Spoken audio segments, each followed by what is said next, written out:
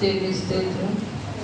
చిన్న ప్రారంభం చేసి మహాపరిశుద్ధ మహోన్నతులని బంగారు పదాలు కమనాలు సూత్రాలు ప్రభావ అయ్యా ఉదయకాల సమయం నా తండ్రి ఈ స్థలం నీ ఆత్మ సంచారం ఇచ్చినప్పుడు మీరే మాతో మాట్లాడుతున్నాను. అయ్యా మాట్లాడుతూ నలకొట్టబడ దేవుడు వేస్తున్నాను. అయ్యా ఎన్నికలు అనుకుంటున్న మమ్మల్ని క్షమించడం కోసం ప్రభావ ఈ రక్తాన్ని క్షమించిన ప్రభావ మీ ప్రాణాన్ని ప్రాణంగా పెట్టిన గొప్ప దేవుడు చేస్తారు. ఏమిచ్చినా నీ రుణం మేము తీర్చలేదు ప్రభావైనా. అయ్యా నా తండ్రి నాతో ఉండి మీరు మాట్లాడమని ప్రభావ నీకే స్తుతులు సూత్రాలు క్షమించుకుంటూ యేసయ్య నామములో అడిగి వేడుకలు సూత్రాలు ప్రార్థిస్తున్నాను ప్రభావ.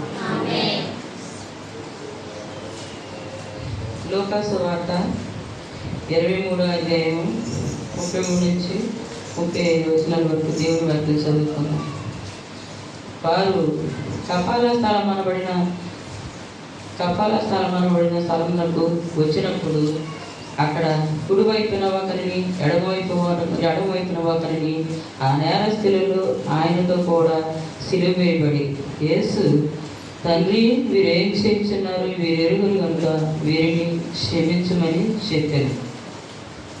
మొదటి మాటగా దేవుడు సిలువలో పలికిన మొదటి మాట యేసు ప్రభుని మేకులతో సిలువకేసి కొట్టినప్పుడు ప్రభు వారిని చూసి తండ్రి వీరేం చేస్తున్నారు, వీరెరుగురు కనుక వీరిని క్షమించమని సిలువలో ఉండి పలికిన మాట.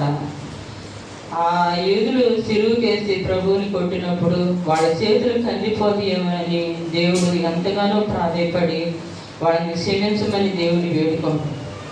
మరి మన మనుషులు కూడా ఎవరైనా ఏదైనా అంటే మనం రెట్టింపు మాట్లాడతాం. దానికి మనం క్షమించే గుణం మనలో కూడా ఉండాలని మనం నేర్చుకున్నాం. ప్రభువుని బట్టి ప్రభువుకి మహిమ కలగాలని ఈ మొదటి మాటగా నేను మాట్లాడుతున్నాను. క్షమించమనే మాట ఎంత గొప్పదో మనం కూడా నేర్చుకోవాలి.